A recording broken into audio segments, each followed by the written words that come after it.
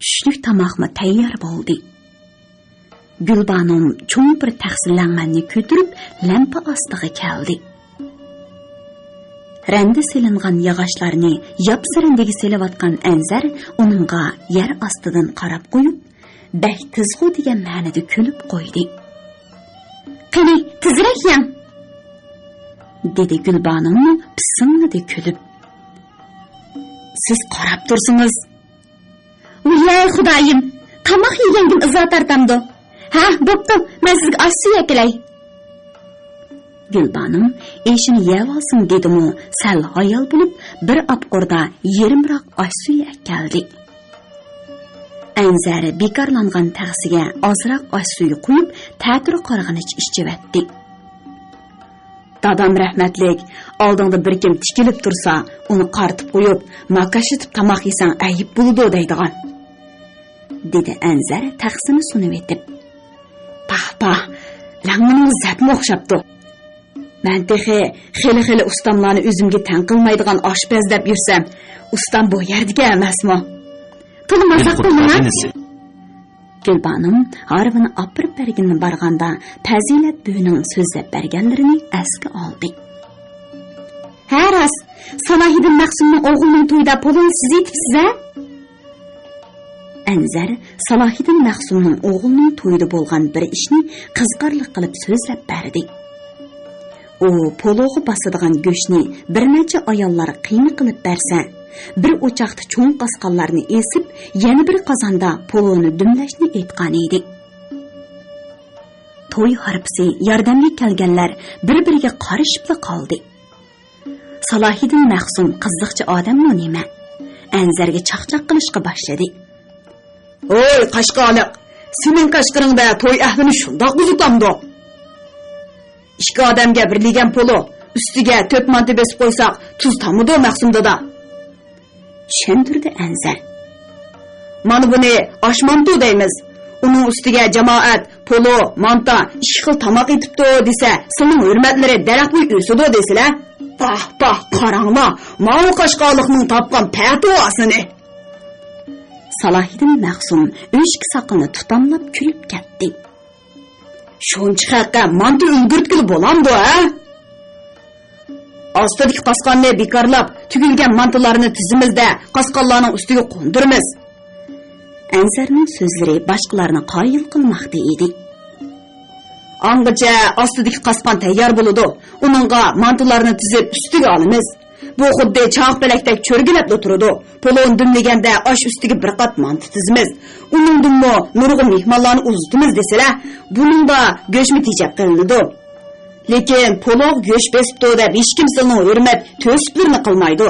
Chunki polog go'sht besish qadim oyamdan kelayotgan odat." Salohiddin Maqsum qoyil bo'lib qolgan edi. "Voy, aqling bor qashqoliqdek qilasan", dedi Salohiddin Maqsum atrofidagilarga qarab qo'yib. "Bu bir yengillikkan, qilib boqquliq, nihoyatda 4-5 xotinning ishikan. Silamo Maqsumda da umuchi yo'q mazarga shayx bo'lmaylar. Go'sht tejilib qoladi degan gapni anglablar, bu kichik kirdilig'u deyman." Anzarning bu chaqchiqi savzi qalam qilayotganlar, kala qo'y so'yib, o'choq qo'layotganlarni kuldirib teliqtiribdi. "Pah, mal qashqoliqning chaqchiqi yengil sesib ekan." Salohiddin Maqsum qizirib ketgan edi. "Yavoshning tish qo'ltiqida deb tuyuqsizlik yampash qoldi bu pipi tomoq. Maqsumka anglamaganmi?" dedi o'choq qo'layotganlardan biri. "Qalmoq eti bo'g'iz emas, bo'g'iz desa to'g'ri teshar degan gapni. Shuni deymana, marab tishlaydigan emasmi bu xumsi?" Anzarning bandinda o'ltirib ish qilgan so'zlab berganlari Gulbanomni kuldirib, ko'zlaridan yosh chiqaribdi. "Anzarka, siz g'uljiga kelganga necha yil bo'ldi?" "7 yildan eshib qoldi. 18 yoshimda onamni, inimni singlimni kelgan." "Shu she'ringiz o'zgarib bizdek so'zlaydi ekansiz-da?"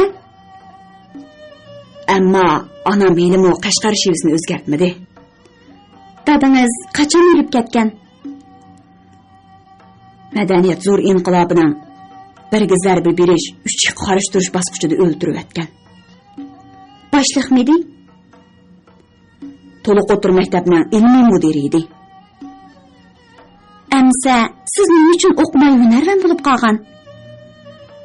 Men to'liq o'tir maktabni sinab atlab 15 yoshimda bitirgan. Lekin aksal inqilobchining bolasi bo'lg'achqa yuqori o'rlab o'qishdan mahrum qolgan. Shunga 1 yildan ortiqroq yog'ochchilik shogird kirdim. Ustam o'lib ketib, oshpazlik ishtiyoqim tushib qoldi. Bu narsani 1,5 yilda o'rgandim. Gulbanim Ansarning g'amgin chiroyiga qarab ichi og'rib qoldi. Qarmoqqa uning yurak jarohati xeyli og'irdek qiladi. Shunga aplik bir fursat tepib, mundishni ko'ngliga puydi. Men sizni quruq gaplarga tutib, ishga kechikib qoldingiz-ku deyman. Ansar ma'yus holda qarab qo'ydi. Sizmi ko'ni yar izlarini tatalab qo'ydingiz. Men o o'zimni tuta olmay qoldim. Hech qancha gap bo'lmadi-ku? Ansarning ko'ni yar izlarini tatalab qo'ydingiz degan bir ig'iz so'zi bilan uning miskin chiroyi Gulbanimni munglantirib, yuragi xuddi o't ustidagi moydek erib ketdi. U atsi tushlik tomoqni akelganga qadar boshqacha bir Gulbanimga aylanib qoldi. Uning butun vujudini qandoqdir chigish, hasratlik o'ylar chirimib olgan bo'lib, bakmi xiyolchan ko'rinadi. Ansarga bugun sal kechroq kelishim mumkin, dedi Gulbanim yer baqqanicha. Mashinchixondagi do'stlarim bilan daryo bo'yiga berib o'ynab kelmoqchi edik. O'pman bo'pti. Ansar qizga qarab beixtiyor tikilib qoldi. Men bu 2-3 kun ichida ishlarimni tugatib boshqa yerga yo'tganaman. Shu kuni tushdan keyin xomush ishlagan Ansar pat-pat darvoza tarafga qarab qo'yatdi. Kashkirish bilan umidi o'zilib, velosipedga mindi-da ketib qoldi.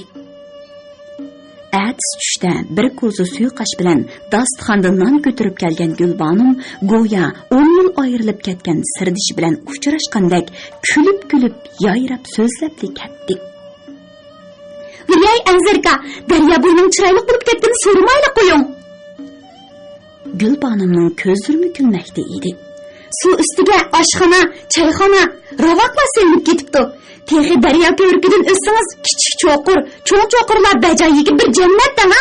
Sayli sayohat qilayotganlarimiz shuncha ko'p ekan. Jup-jup yoshlar garmon, gitar chelishib, naqshlarni aytib shunda qizdirib yetibdi. Siz ko'rib baqqanmi? Voy, esit, ko'rsangiz ko'zlaringizga ishonmay qolasiz. Undaq yerlarga berishga nada vaqt menga. Kunlarim ishlash bilan o'tadi. Ansar qizning birdilla so'ltib qolganligining tegiga yetdi. Ammo menimmi bir ko'rib qanig'idek o'ynab kelgin ba. Hozir daryo bo'yiga cho'ng avtobus Bolkoymi qatnaydi ekan. O'g'inlikni men dam olaman. Gulbanim gapining oxirini deyolmay o'ppiga qizirib ketdi. Bo'ladi. Ammo avtobusi bormay mening velosipedimda atrofni ko'rgach berib o'ynab kelaylik. Ma'qul? Gulbanimning talchivoqdek barno samasini issiq bir harorat yaqin bo'lib kesib yuratdi. Men opamga Anaytulla akamniki borman deb qo'yay. U eng cho'ng akamiz bo'ladi. Amsa shundoq kelishdik. Rahmat sizga. Gulbanim yugurgunicha uyga kirib ketdi-da, derazadan o'z o'g'ini tomosha qilishga boshladi. Anglavatqaninglar, beli qutordan anglatilayotgan ovozliq asarlar sahifasi. Ansar bilan Gulbanim Ili daryosining hayvatli ko'rigi oldida velosipeddan tushdi. Daryoning ikki qosniqidagi bo'k o'rmonliq to'qayliqlarga shakli o'zgacha rangdor qurilishlar selinmoqda edi. Qizil, yeshil poyandozlar tortilgan tikpal-lampaylik 2 qavat oshxona, choyxonalar, odatdagi novvoyxona, samspazxona, kavobxonalar, xilma-xil yemaklik bo'tkillari, sun'iy ko'llar va balalar, yoshlar qiziqadigan o'yinxonalar o'rmon aro ko'tarilgan va ko'tarilmagan. Dilqut xazinasi. Kichik mashina, bulqavoy, Xadik harvalarda cho'qin suran ko'tirib kelishgan sayohatchilar to'p-to'p bo'lishib, daryo bo'yi yeshil qo'rg'on oromgohlarga oqatdi. Yo'l bandarlari, do'qmishlarga o'rinlashgan surat tartquchilar, iri daryo vodisining behishtak manziralari umr xotiringizning unutilmas yodnomasi bo'lib qolsin deb xayridor chaqirishatdi. Anzar so'g'uq ichimlik ham samsa orsiga gulqoq murabbasi ilingan bolkalarni elib, so'mkasiga qochilgandan keyin Gulbanom ikkisi velosipedni yetirib ko'rik qadam oldi. Ular ko'rik salasiniga yo'nib, o'rkashlab eqiyotgan hayvatlik suvga qaradi. Iyunning boshlari bo'lib, daryo suyining rosa ko'payayotgan vaqtlari edi. Ko'z yetkusiz ikki qirg'oqqa lig'ishib eqiyotgan suv daryo o'ttirsidagi cho'qchiyib turgan orollarni ko'mib edi.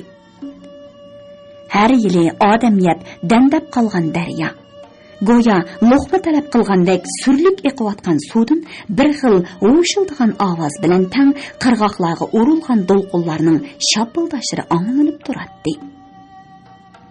Daryoning u qasniqidagi bo'k chapqal ko'pkük o'rmon orliqlaridan ko'ringan qizil, seriq, oq ravaq, shipang, qubbi shaklli o'g'zilar xuddi chiman ichidagi har xil gullarni eslatadi. Qara Anzarga!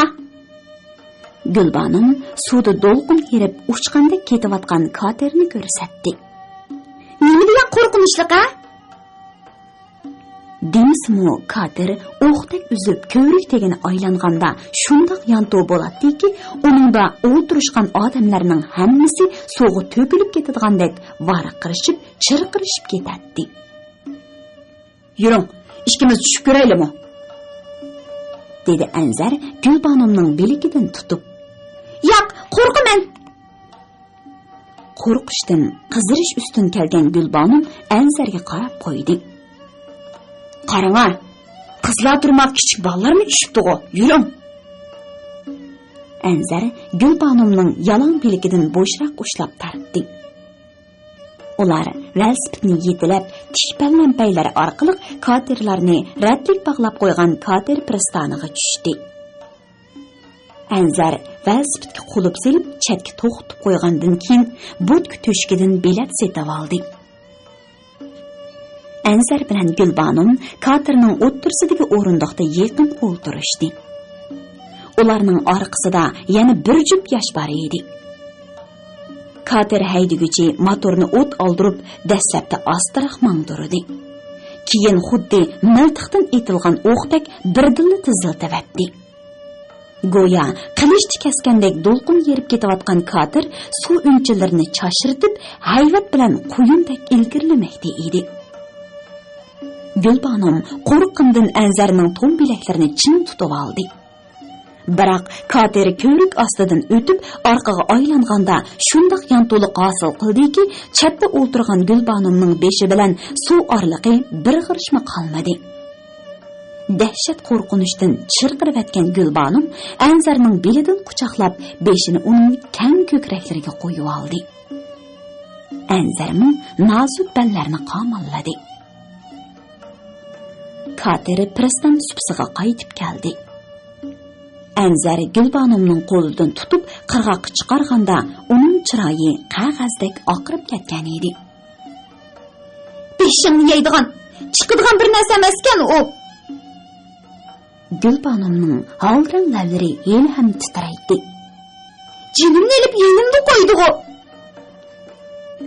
Anzar Gulbanomni boshlab daryo bo'yidagi toshda o'ltirgandan keyin so'mkisidan apelsin sharbat qutisini elib og'zini ochdi. Qani, muzdakini ichib oling, ko'nglingiz aromiga tushadi. Bir ozdan keyin asliga kelgan Gulbanom Anzarga qayrilib, tatliqini kulimsirab qo'yib, "Aski, texi yijiyotida?" deb erkaladi. Qizning bu naz istig'ini bilan beqishi yigitni o'tqa tashlagandan battar butun tenni ko'ydirib o'tgan otashlik bir harorat uning yuragini o'yintivatdi. Bulupmu mushu yoshlig'im bo'lg'icha ayol zotining qo'lini tutib boqmagan Anzar uchun sarvidek nozuk bir qizning uni quchoqlab, ko'krigiga bosh qo'yishi jannat lazzatini ato qilgan edi. Gulbanammu bayqishidan o'yilib, oppoq to'pilidan ko'z uzmay garbi qilib o'tirardi.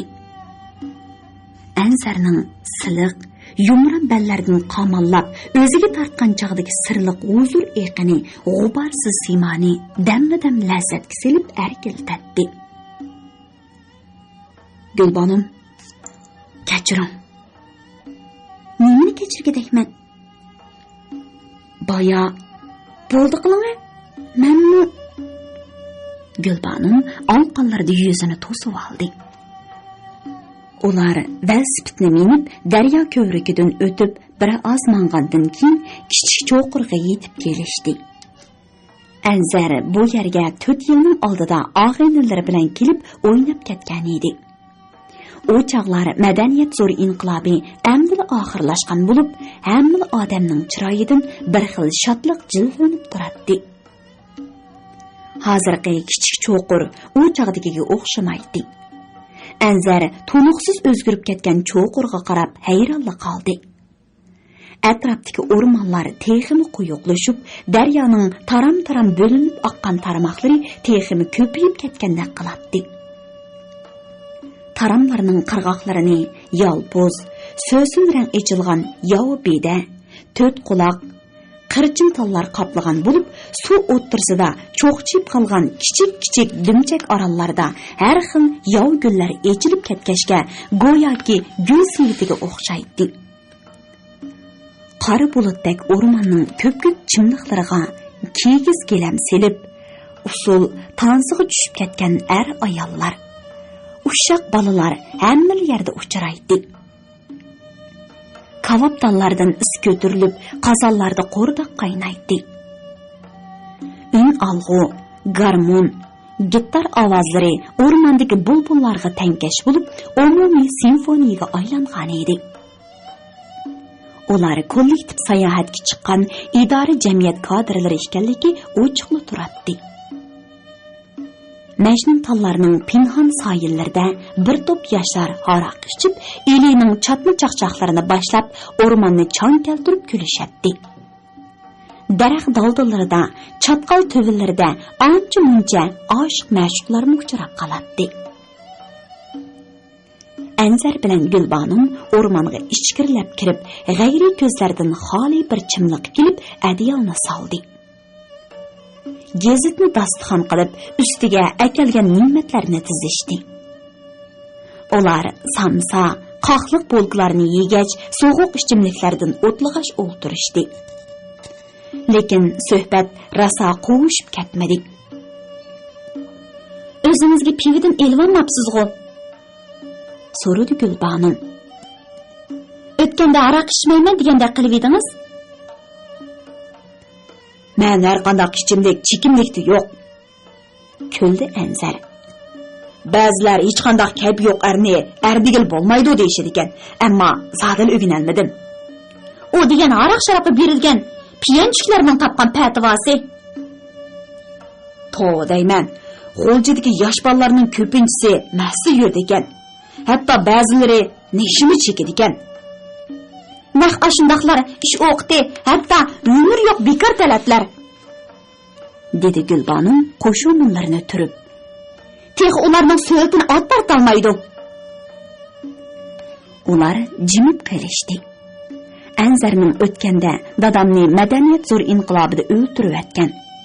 Aksi inqilobchining balasi bo'lg'ashqa oliy maktabda o'qishdan mahrum qolgan degan so'zlarini anglab, yurgi etishgan Gulbanim Anzarni to'liqroq tushunish, o'tmishini bilishni orzu qilgan edi. Mana endi bugungi sayohat abdik fursat yaratib bergan bo'lsa-mu, gapini na'dan boshlashni bilmay turadi. Anzar Gulbanim nima uchundir aka deyishni xohlamadi. O'tganda dadamni inqilobda o'ltirib atgan deganda qilib edingiz. Dilqut xazinasi. Sadim nemish bo'lib o'ltirib atgan? Anzar qo'lidagi ichimlik qutisini gazitga qo'yib, darmahal bir nima deyolmay turib qoldi. Chunki ba'zi jarayonlarni aniqroq deganda Gulbanumning ziddiga tegib, ranjitib qo'yishdan ansiradi. Shunga inchik taraflardan aylanib o'tib, oilasining beshiga kelgan beshivarchiliklarni iloji bor yepiqroq qoldi so'zlashni ko'ngliga pukdi. Buni so'rab qoldingiz. Nima desam bo'la? Anzar go'yo yiroqdan mung bilan anglanayotgan kakkuk ovozini tinchayotgandek jimib qoldi. Bo'pti. Yodimda borlarini so'zlab beray. Anglayotganinglar biliq to'rdan anglatilayotgan ovozliq asarlar sahifasi. Madaniyat zo'r inqilobi boshlanib, ziyolilar talafot tortayotgan yillari Anzar o'rta maktabning 2-yilligida o'qiydi. Dadisi Mahad apandi bo'lsa, to'liq o'rta maktabning ilmiy mudiri bo'lib, yuqori yillik sinflarga ximiya darsi beradi. Ham ximiya tajribaxonasini boshqaradi. Mahad apandi ilm nupuzligi degan sabab bilan tortib chiqarilib, ko'rashga tortilayotgan bir kuni Anzarning ochisi Nur Aminam sudga chaqirtildi. Nur Aminamning yo'ldoshi Toshmamat Janubiy Shinjong harbiy rayoni orqa saf bo'limida payjon darajalik kadr edi. U qiynatsi Mahad apandi tortib chiqarilgan kundan boshlab xuddi suyimlik ayoli Nur Aminam bir yoshlik o'maq qizi Sabohat azaldan bo'lib baxmagandek qiynonalarining bo'sug'isiga qadam elib baxmadi. Mana amdilikda qiynatisidan chek-chegarini ayirish uchun sudga ajrish arzini sungan edi. Nur Aminam, bir yoshli qizimizni o'ylang, uni yetimlik ko'chasiga tashlamang. Deb qancha yelingan bo'lsin, yuragi toshdan yaralgan Toshmamat deganida ching turib oldi. Nur Aminam bilan Toshmamat ajrashib uzun o'tmayla Mahad apandi qo'yib berildi. Chunki bir yildak elib berilgan inqilob kapitalizm yo'liga mangan huquqdorlarning o'zini qo'g'dab qilish uchun ommaga yurgizgan aksiyatchi loshiyani bo'lib qolgan edi. Erkinlikka chiqqan Mahad apandi qizi Nur Aminamning barg'an siri tushkunlashib ketayotganligiga taqat qila olmay, bir kuni Toshmamatni izlab idorasiga bordi. Lekin so'yimlik ayoli o'maq qizidan amal xumori ustun kelgan Toshmamat o'zining kelgusi istiqbolining parlaq ekanligi, general bo'lishni o'ylamaydigan askarning yaxshi askar emasligi, bu yo'lda hatto o'z ota-onasini qurbon qiladiganligi haqida bir g'azal koyidi. Men bir harbiy ekanman, siyosiy jihatdan pok sog'lom bo'lishim kerak, dedi Toshmamat ishxonasida u yoqdan bu yoqqa mengib. Tarixi nopok, sinfiy kurash obyektisi bo'lgan oila bilan bo'lgan tuqqandochilik munosabati buningdan keyin iqbol orzularimni bo'g'ib qo'yishini xohlamayman. Amal yo'lida hamma nimasini qurbon qilishga tayyor turgan pastkash Toshmamatga g'asb toshgan Mahad apandi uni oyab o'ltirmadi. Voy munofiq kazzob, qizimning orqasiga yo'llab kirib olib, purmin qasamlarini ichib ko'rsatmoqchi bo'lgan ahdi vafolarim shumi? Mana, men oqlanib chiqdim-ku. Sen iblisni xudo kechirmaydi. Xorizor bo'lib o'likun ko'chida qoladi. Hey, qari, oqlandim deb ko'rolib ketma. Toshmamatning sup-sur talatidan shunliq yig'ib turadi. Ulug' madaniyat zo'r inqilobi tek oxirlashgani yo'q. Xudo diyonatsiz munofiqlarning bu dunyolikini berdim deb bir mezgil tantana qildiramdi nima? Uzoq o'tmayla tarafbaz tashkilotlar qurilib, alam ko'rishi boshlandi. Har ikkili taraf har xil qurollar bilan qurollanib, yerlik bomba, granat, portlatqich mina yasashga kirishib ketdi. Bir kuni bilikiga qizil patta bog'langan bir to'p talvalar isyon ko'tirish yo'lliq degan naqshini aytib, Mahad apandining ximiya tajribaxonasiga bostirib kirdi. Ular varqirishib-jarqirishib Mahad apandini bog'lab tutib ketishdi. Bomba granat yasab berasan deb qistashdi. Мәхәт әпәнди bundaq narsalarni yasashni bilmayman degan so'zda oxirgacha chang turdi. Qashqar tavasida senda himiyat yo'q. Bilmayman deginiga kim ishonadi? Varqirdi bir ko'z qorig'i isyanchi. Bilmayman dedi, bilmayman. Terrorlik bilan iqror qildirish azobida tayoq zarbisi ichiga o'tib ketgan Мәхәт әпәнди 22 kun bo'lganda qo'yib berildi. U alang-salang mang'inicha maktabga keldi. Ammo ximiya tajribaxonasini ko'rgan Мәхәт әпәнди o'z ko'zlariga ishonmay qoldi. Chunki tajribaxona xarobalikka aylangan bo'lib, tajriba saymonlari cheqilib, cho'ng aynakdek voronkalardagi tajribaga ishlatiladigan har xil dorilar bulangan edi. Мәхәт әпәнди 3 yilda qon tükürib, uyida dam oldi. Bu chaqlar hamma yerni alam ko'rish qoplag'ashqa o'qishlarma to'xtagan edi. Ammo 1969-yilning oxiri alam ko'rishi oyoqlashib, qurollari yig'ib elandi. Orqadanla tarafbaz tashkilotlari tarqitib etildi. Lekin inqilobning birga zarba berish, uchga qarshi turish bosqichi boshlanish bilan barliq o'rta boshlang'ich va oliy maktablar, idora jamiyat, doktorxona va zavod korxonalarga kambag'al dehqon, to'van o'tir dehqonlar tashviqot atirdi. Ishchilar tashviqot atirdi. Harbiy tashviqot atirdi qatorliq xizmat guruhlari o'rinlashdi. Anzar o'qiyotgan maktabga harbiy tashviqot atirdigilar xizmat guruhi bo'lib o'rinlashdi. Uning boshlig'i Мәхәт әпәнdining sobiq kuyog'li Toshmamat edi. Madaniyat zo'r inqilobi boshlanib, Мәхәт әпәндini 3-chi qitim tutib kelishdi. Uni kurash maydoniga bog'lab akirganda Toshmamat rahbarlik salohiyati bilan eng oldida o'ltiratdi. U sobiq qaynotasining bir chaqlardagi "Voy kazzab munofiq, sen iblisni xudo kechirmaydi. Xorizlar bo'lib o'likning ko'chada qoladi" degan ochiq tilini unutib qolmagan edi. Shunga uning kaslan tushdak batrang chiroyidan rahim shafqatning soyasini ko'rinmaydi. Hatto Мәхәт әпәнdining o'ziga bir necha yil ota bo'lganligining yuz xotirasini qiladigandek alpozda emas edi. Gerçi Мәхәт әпәнdining ximiya tajribaxonasidagi har xil dorilarning kimlar tarafidan bulanganligi Toshmamatga 5 qo'ldek ayon bo'lsa-mu, u qasdan qaysi qurolliq aksiyatchi tashkilotni qanchalik portlatqich dori bilan ta'minladik degan savolga chingib pishib, Мәхәт әпәndini haftadak qiyin qistoqqa oldi.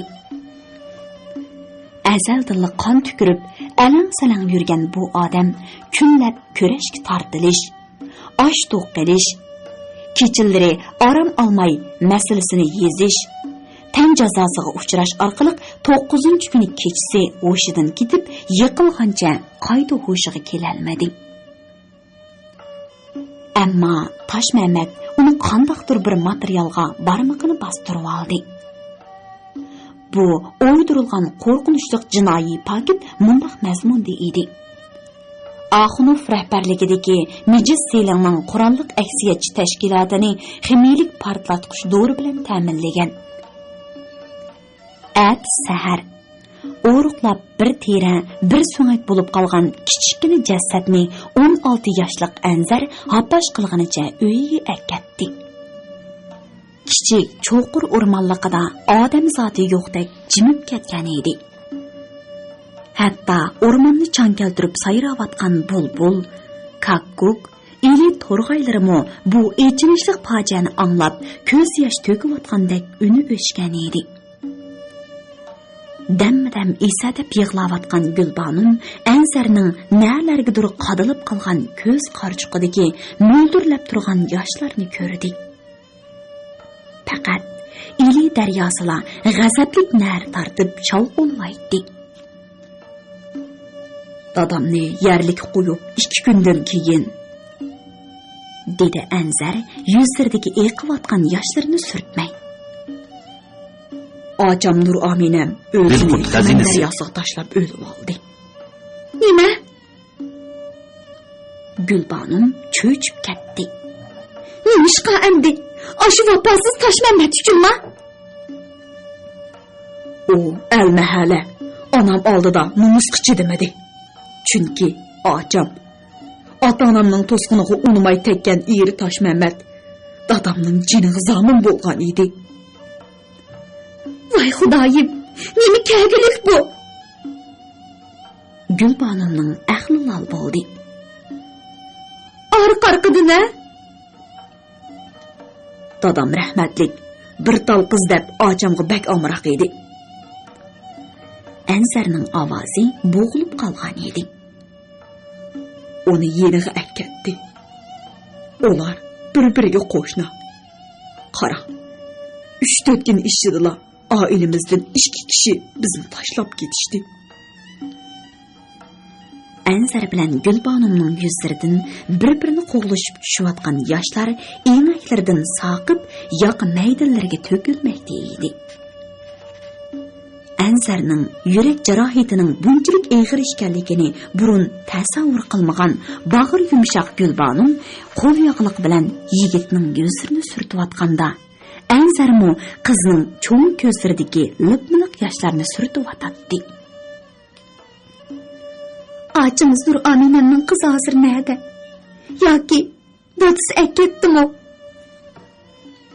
Gulbanım yetim kızning taqdiriga qiziqib qolgan edi. Mening uni bir ko'rgim bor. O'tganda men sizga bir singlim bor demagan edim. O acamning qizi. İsmi Sabohat. Ansar o'zini tutib oldi.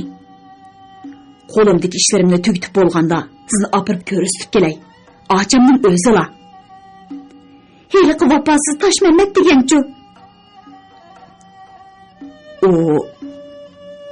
O hozir Qashqarda bo'lsa kerak. Ansar bu haqda so'zlashishdan qochgandek darholla temini yo'tkadi. Gulbanım, sizdan bir ishni so'rsam xafa bo'lasizmi? So'rang. Sizdan hech nimani yo'shirmayman. Fazilat bu acamning deyishiga qaraganda opingiz Qashqarligi bak o'ch o'xshamamdi. Gulbanımning uni ichiga tushib ketdi. Uni ansirtib turganimi ham andishi iskanjisida qisib azoblayotganimi naq mush savol edi.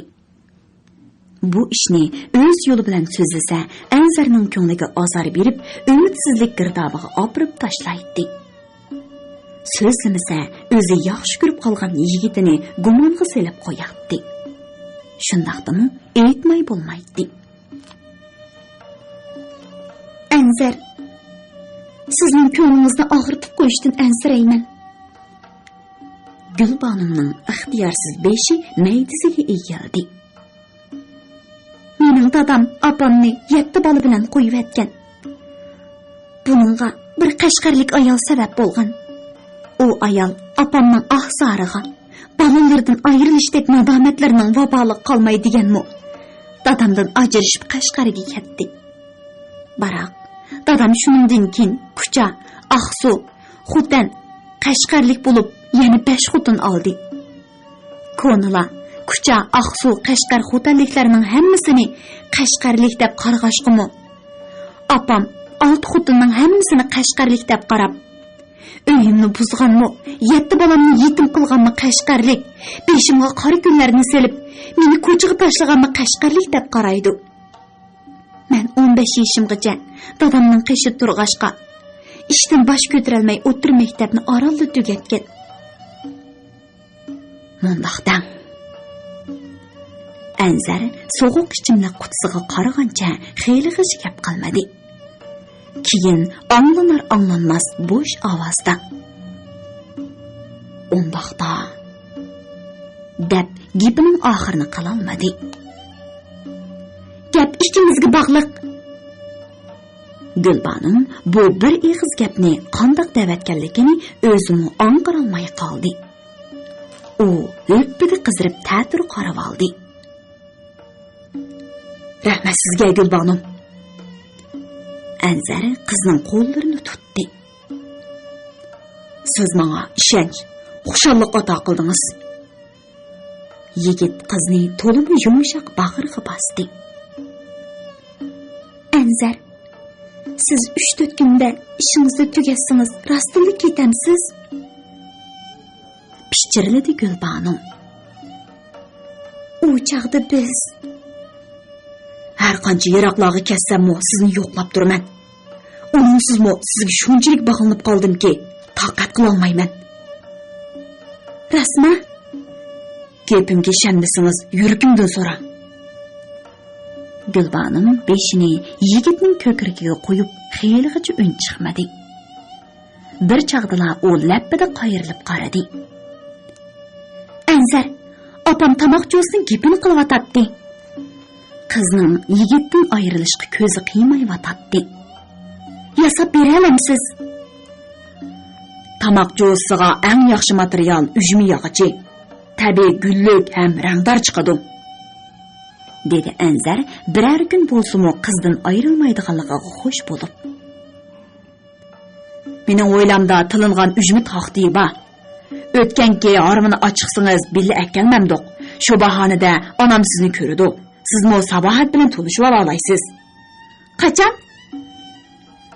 Eshik dariz qopqoqlarini bekitib sirlab bo'lgandan keyin borayli bo'landi. Nayti 2-3 kunlik ish.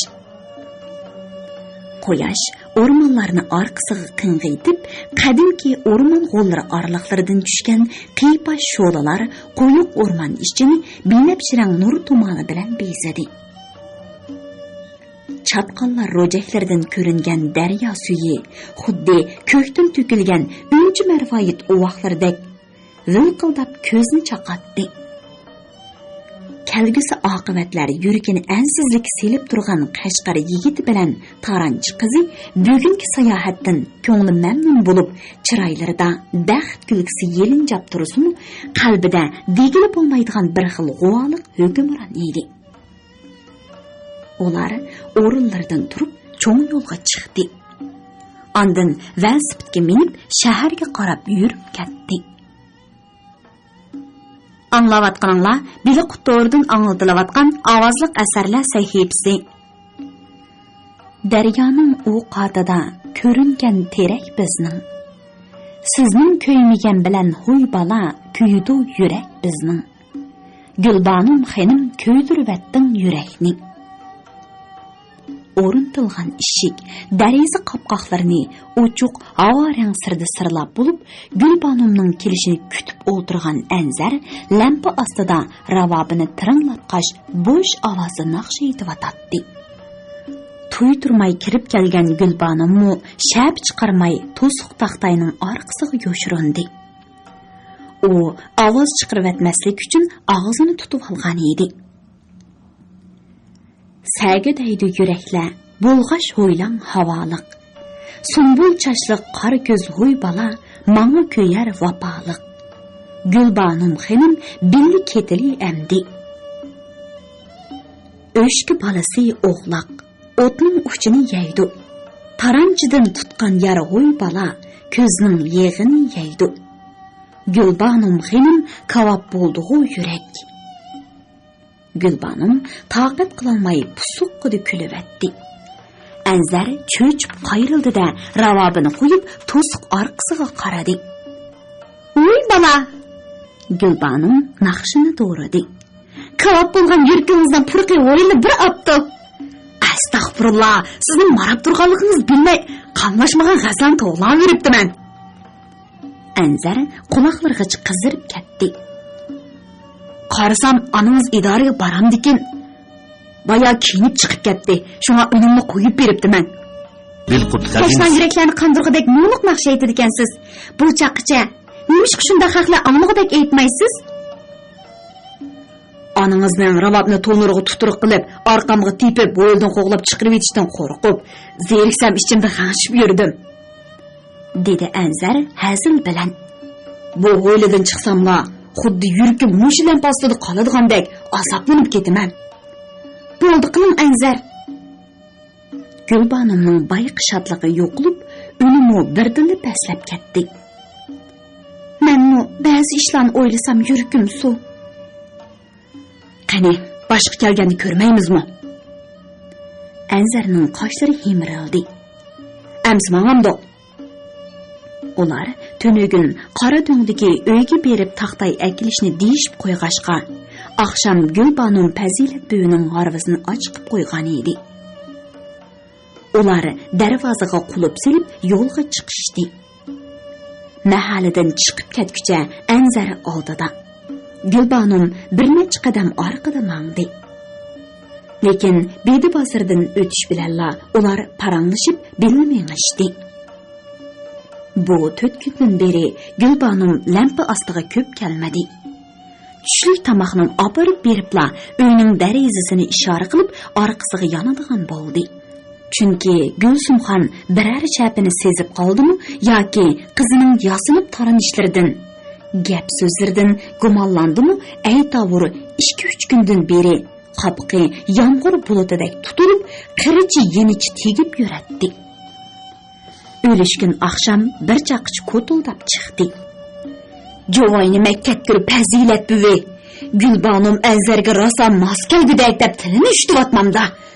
Tiliga maraz chiqqur. Gulsumxon ochiqida egri pushuldadi.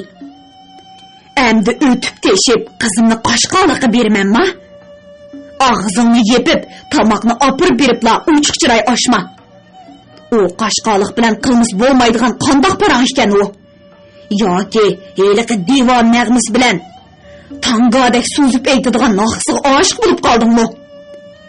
Jinim oppa, bo'ldi qizima. Bundan keyin paranglashmasam bo'lmadimi? Mening jinim to'lib turyotdi. Sen shu kunlarda g'alitil bo'lib qolding. Agar ufqon Asqar bilib qoladigan bo'lsa, Xudo saqlasin. Yo'g'on bola teydi o'shim. Mening bu dunyoda turishim harom bo'ladi. Gerçi Gulsumxonning besimi bo'lib-asimi, bu 4 kundan beri ular 2 navbat kechisi uchrashib, xeyli bir vaqtlargacha mundashdi. Bu Gulbanumning yolg'on aytishdan kelgan aplik fursat edi.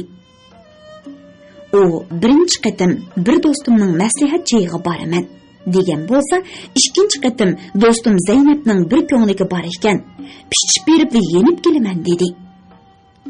Ularning o'g'irliqcha uchrashishlarimi faqat Gulsumxon onani eritishning planlarini maslahat qilish edi. Mana hozir qora do'ngga kelib etibmi, yana shu odamni zardigosh qiladigan ishlarni so'zlashib ketyapti. Ular qora do'ngning borgan sir yuqori o'rlayotgan yo'lida harvani ishtirib, xeyli mangandan keyin o'ng tarafdagi tar ko'chaga qayrilishdi. Ozodlikdan ilgari qora do'ngda qashqarliklar o'rinlashgan bir necha ko'cha bo'lib, namratchilik, vayronchilik, paskinchilik yig'ib turadi.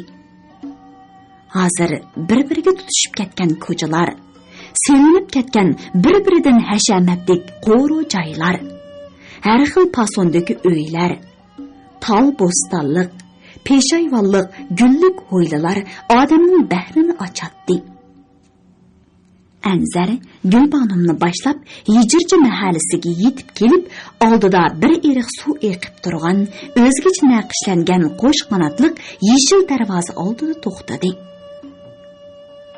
O'tganda Anzarning eg'ir ko'takni shuncha yiroqqa so'rab kelishi qora do'ngning davon yo'ldan qandoq tortib chiqqanligi Gulbanumni hayron qoldirdi. U xeyli yerib qolgan edi. O'yla kichikroq bo'lsa-mu, uduldagi peshayvonlik 3 eg'iz uy, uning o'g'isiga tiya qo'yib yamashtirilgan tol bo'ston, ko'ch temig'i yondabli selingan ambar, choyxonalar oppoq oqartilgan bo'lib, peshayvon to'yruklari, ishik darizalar suz beg'irrang sirlangan edi. Bo'libmi, tol bo'stonda esilib turgan qora charoz, ot bag'ri, ko'k uzumlar texi yetilmagan bo'lsa-mu, o'ylaga o'sim qo'shib turadi. Beliqut shirkatida ovozga elinib, Beliqut to'g'rida anglatilayotgan Uyg'ur yozuvchisi Jaloliddin Bahramning Shinjong yoshlar o'smirlar nashriyoti tarafidan nashr qilingan Natavalla nomli romanini bugun mush yergacha anglatdik.